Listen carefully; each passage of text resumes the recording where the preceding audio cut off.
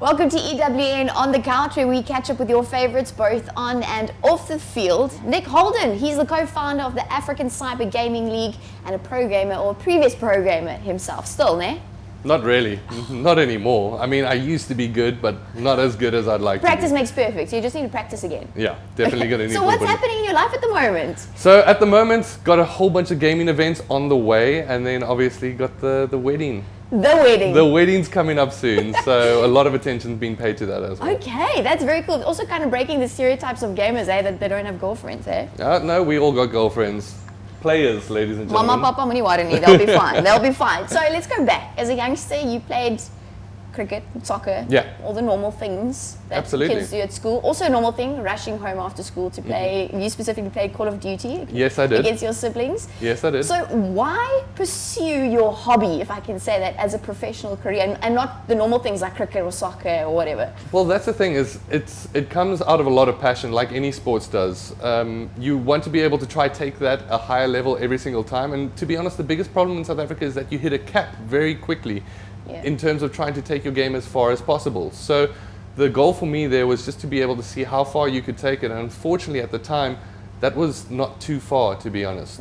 And that kind of came up onto our shoulders when it came down to certain events. I've been trying to host those and trying to take that ceiling a little bit higher and give people more opportunity to make hopefully one day a career out of it. I'm not too sure necessarily if at the moment you can do that. You've got to multitask a lot. You've got to put out video, you've got to put out content, you've got to figure out different ways to earn your own revenue. You can't necessarily just rely on eSports. I know that might be a bummer early on.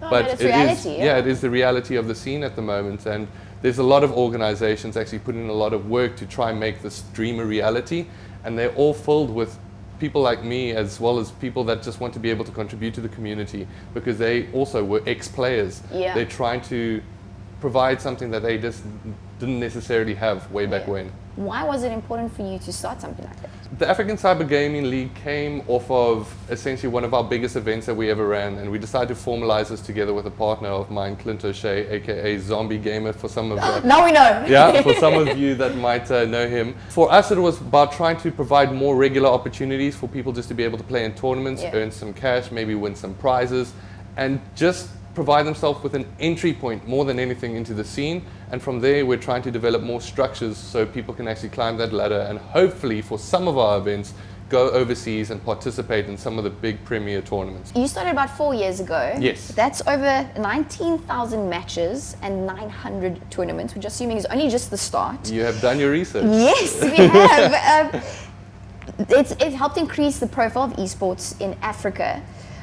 With this, how does South Africa rank with the rest of the globe? So the biggest thing with the ranking is it becomes very tricky, because you're not just talking about as in football, soccer. Esports is not just one thing. There's multiple games. So you've got Fortnite, Call of Duty, FIFA. Our players, the one that I'd probably say has made it the furthest at the moment is a player that plays CSGO, Sonic.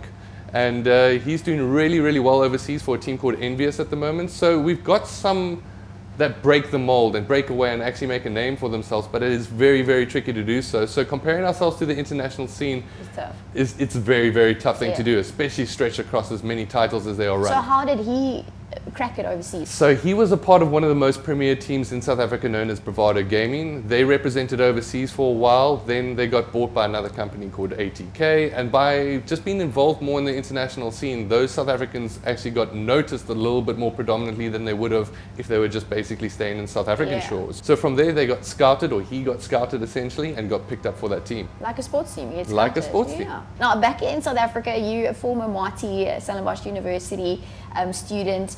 At the moment, they've actually got a gaming or esports team. We've been helping them trying to develop some of their structures in the university itself. At the moment, one of the biggest things is just trying to provide them with regular opportunities to play, but also give the students the power to be able to run their own tournaments. That's one of the things that we're focusing on, because we understand as much as anyone that we can't be everywhere at once. We're a small team, slowly but surely growing that team as we go.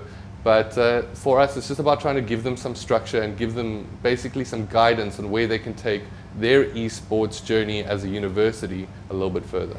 And then being in Africa and South Africa, third world countries, it's clear we don't have the infrastructure that first world countries to Yeah. internet speed, little things. So how are you tackling those challenges?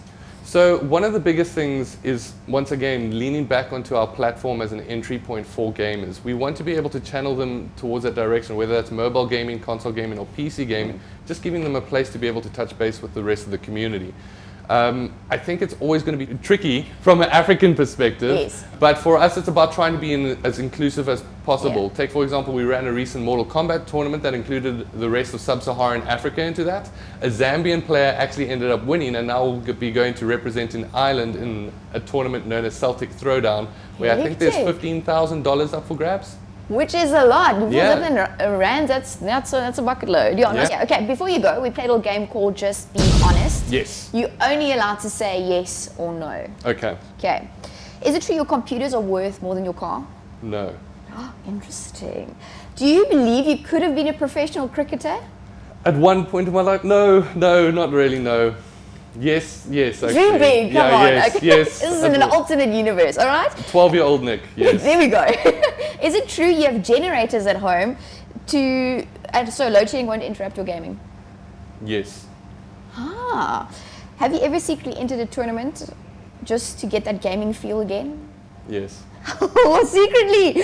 Do you still play Minesweep to keep your mind sharp? No. Thank you so much for joining us today, and thank you for taking your passion for esports and helping others to ignite that passion and also just get people involved in it, because there's a lot of stuff, I think, as you say, being said about it and perceptions about it, and you're helping to change that. Thank you so much. Really appreciate you having me here There today. we go, Nick Holden. I think it's Holden ZA on Twitter. Hey? It is. Go follow him, and thanks for joining us on the couch today.